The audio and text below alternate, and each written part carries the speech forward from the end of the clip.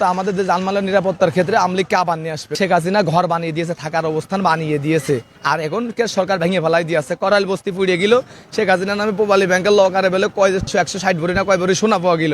প্রধানমন্ত্রী কয়ে দিল যে এই লাগে আমার স্বর্ণ যদি হয়ে থাকে তা আমি কছি করাইল বস্তিবাসী দিয়ে দাও। কই বস্তিবাসী তো স্বর্ণ পায়নি, পাইছে? তাহলে স্বর্ণ কোথায় গেছে?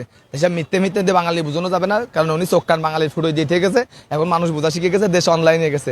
আগে আমরা বাটন মোবাইল মনে করেন যে বেড়া করলে সামনে পা তাকাই থাকতাম, তোর আল্লাহ লোকটার কাছে মোবাইল আছে, আর পেটের মধ্যে যেটা বারো এটা মনে করেন অর্ধেক চালানো শিখে আসে পেটের মোবাইল। তাহলে এই জায়গায় বুঝে গেলেন যে দেশ কোন জায়গায় নিয়ে গেছে উনি। দেশের সর্বভৌমত্ব উনি অত উন্নয়ন করে গেছে। মানুষের দেশের জানমাল রক্ষা করার ক্ষেত্রে আপনি আমি দেশের সর্বসাধারণ মানুষ রাস্তায় নেমে যাবে, এইটাই বলতে পারি। কারণ আমলিগ যতবার আপনি নিষিদ্ধ হয়েছে, আর আপনি নিষিদ্ধ বলতে কি বোঝায়? নিষিদ্ধ যাকে করবেন তার সংগঠন বাড়বে, শক্তি বাড়বে। কারণ জামাতদের নিষিদ্ধ করে রাখিল আমলিগ যখন নিষিদ্ধ করে রাখলে কই জামাতের রাজনীতি কি শেষে গেছে?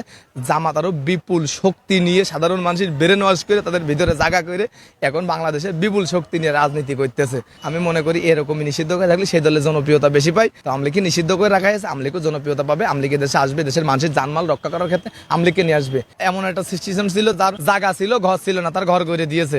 বয়স হয়ে গেছে, তার বয়স্ক ভাতা দিয়েছে, বিধবা ভাতা দিয়েছে। আমার ঘরে আমি সন্তান নেব, সরকার কি দায় ঠেকেছে? এত মনে করেন গর্ভবতী ভাতা দিয়েছে মা বোনিকে রেখে, বলতে পারবেন দিনই 40, 45, 50 হাজার করে টাকা পাইছে মানুষ। কেন দিয়েছে? কারণ মধ্যবিত্ত পরিবার যাগার ঘরে সন্তান আছে, তারা এবিলিটি থাকে না সিজার করার মতো, ভালো একটা হাসপাতালে ট্রিটমেন্ট নেবে, এরকম কোনো অবস্থা থাকে না, কিন্তু সরকার তো সে ব্যবস্থাও করে দিয়েছে। তাই দেশের নিরাপত্তার ক্ষেত্রে মানুষকে আবার আনবে, এতে কোনো ভুল নেই। আর শেখ হাসিনাকে আনার লোককে আমি কাজ করে যাচ্ছি, আমি করে যাবো। জয় বাংলা, জয় বঙ্গবন্ধু।